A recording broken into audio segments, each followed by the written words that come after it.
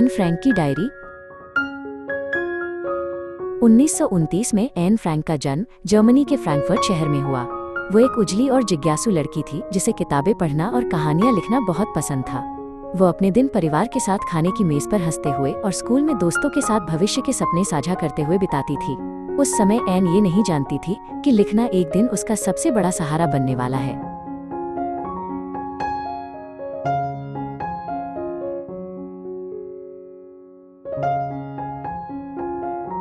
1933 में जब हिटलर सत्ता में आया तो यहूदियों के खिलाफ भेदभाव और उत्पीड़न शुरू हो गया।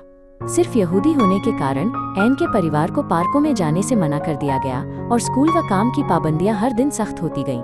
सड़कों पर यहूदियों को बाहर करने वाले संकेत दिखाई देने लगे और लोगों की नजरें धीरे धीरे ठंडी होती चली गईं। एन समझ नहीं पा रही थी कि उसे उसके व्यक्तित्व के कारण नहीं बल्कि केवल जन्म लेने के कारण अलग क्यों माना जा रहा है। जैसे जैसे जर्मनी अधिक खतरनाक होता गया, परिवार वहां से निकलकर नीदरलैंड्स के एम्स्टर्डम चला गया।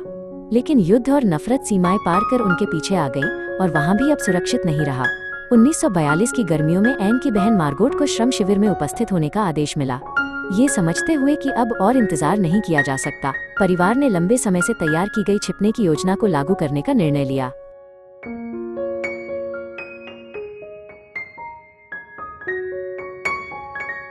एक अलमारी की तरह छिपे दरवाजे के पीछे एक संकरी और अंधेरी जगह दिखाई दी। वहां लगभग कोई धूप नहीं आती थी और इतने लोगों के साथ रहना सांस लेना तक मुश्किल बना देता था। यही वो गुप्त एनेक्स था जहां एन का परिवार और अन्य यहूदी परिवार एक साथ छिपे रहे। इसी अटारी में एन ने दुनिया से कटे हुए लंबे जीवन की शुरुआत की।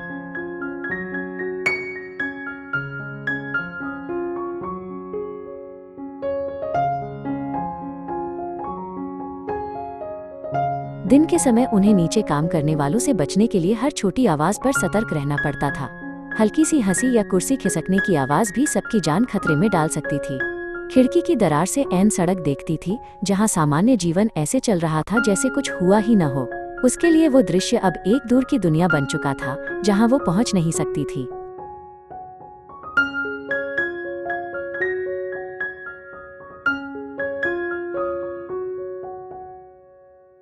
1942 में अपने 13वें जन्मदिन पर एन को लाल चेकदार डायरी उपहार में मिली।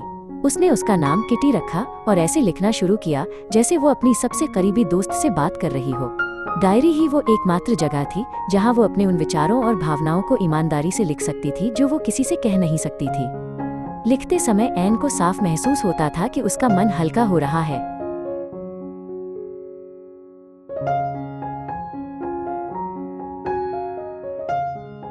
एन ने अपने डर और अकेलेपन को और अपने परिवार के प्रति प्रेम को भी शब्दों में उतारा। भले ही उसका शरीर एक संकरी जगह में बंद था, लेकिन लिखने से उसे दुनिया से जुड़ा होने का एहसास मिलता था। जो भावनाएं वो जोर से कह नहीं पाती थी, वे वाक्यों का रूप लेने लगी। डायरी एन के लिए केवल एक रिकॉर्ड नहीं थी, बल्कि उसके दिल की रक्षा करने वाला साधन थी।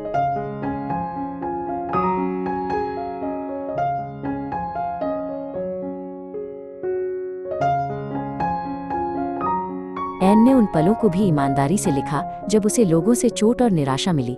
फिर भी उसने अपनी डायरी में लिखा कि वो मनुष्यों की अच्छाई पर विश्वास करना चाहती है। जैसे जैसे दुनिया अधिक निर्दयी होती गई, एन उतनी ही मजबूती से आशा को पकड़ती गई। यह विश्वास अंधेरी अटारी में भी आसानी से न बुझने वाली एक छोटी रोशनी था।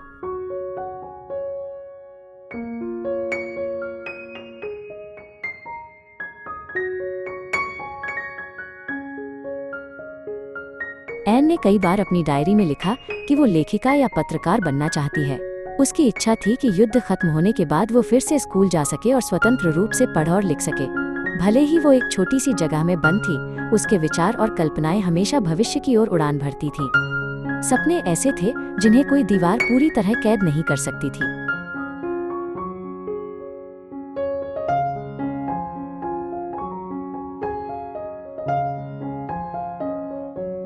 छिपकर रहने का जीवन केवल कुछ महीनों का नहीं, बल्कि 1 साल और फिर 2 साल तक चला। समय के साथ तनाव और बेचैनी बढ़ती गई और साथ रहने वालों के बीच संघर्ष भी बढ़ने लगे। एन ने अपनी माँ के साथ जटिल भावनाओं और टकरावों को भी ईमानदारी से लिखा। उसका लेखन और गहरा होता गया और उसके विचार तेजी से परिपक्व होने लगे।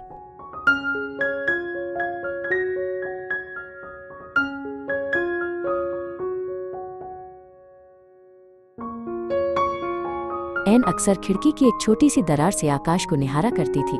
बादलों की चाल और पक्षियों की उड़ान उसे स्वतंत्रता के प्रतीक लगते थे।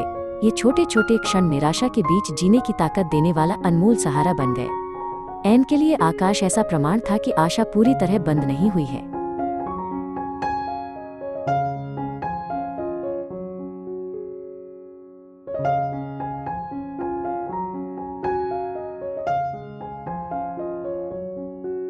उन्नीस 1944 में 2 साल से अधिक समय तक चली चुप्पी अचानक टूट गई। किसी की चुगली के कारण नाजी गुप्त पुलिस एनेक्स में घुस आई। अलमारी के पीछे छिपी जगह सामने आ गई और अंदर मौजूद सभी लोगों को गिरफ्तार कर लिया गया। एन की डायरी फर्श पर बिखरी रह गई।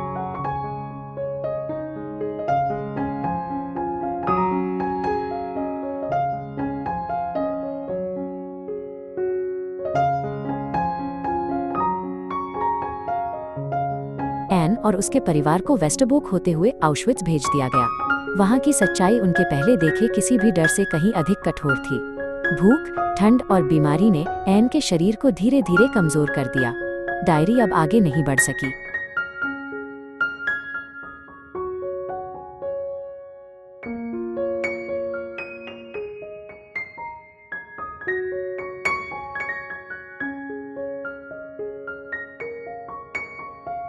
उन्नीस 1945 की शुरुआत में एन फ्रैंक बर्गन बेल्जियन शिविर में बीमारी से गिर पड़ी।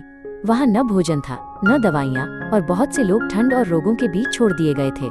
एन एक संक्रामक बीमारी की शिकार हो गई और बिना उचित इलाज के धीरे धीरे ताकत खोती चली गई। 15 वर्ष की आयु में अपने परिवार और अपने शब्दों के बिना वो चुपचाप दुनिया से विदा हो गई।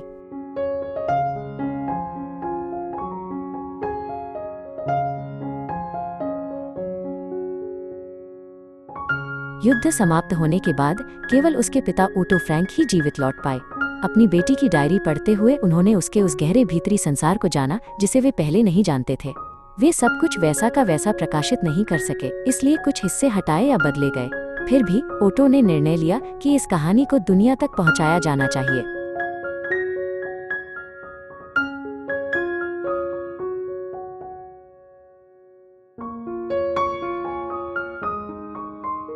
एन की डायरी में केवल युद्ध ही नहीं बल्कि किशोरावस्था की उलझनें और भावनात्मक उतार चढ़ाव भी दर्ज थे। उसने अपने शरीर में हो रहे बदलावों और मां के साथ संघर्षों को भी ईमानदारी से लिखा। ये निजी हिस्से पहली बार प्रकाशित संस्करण में शामिल नहीं किए गए थे, फिर भी वे साफ दिखाते हैं कि एन कितनी सच्ची लेखिका थी।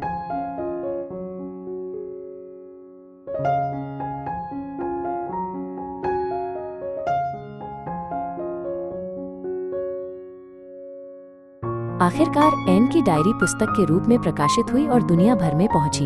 एक लड़की का निजी लेखन युद्ध की भयावहता का साक्ष्य देने वाला ऐतिहासिक दस्तावेज बन गया। समय और सीमाओं को पार करते हुए अनगिनत पाठकों ने इन शब्दों से गहरी अनुभूति पाई। एन की आवाज आज भी पढ़ी जा रही है।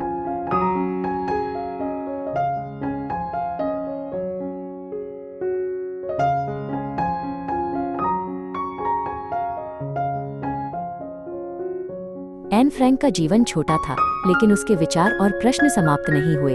उसकी डायरी ने साबित किया कि अंधेरे में भी शब्द आशा की चिंगारी छोड़ सकते हैं। एन का लेखन आज भी हमसे बात करता है। ये हमसे पूछता है कि हमें क्या याद रखना चाहिए और हमें कैसे जीना चाहिए।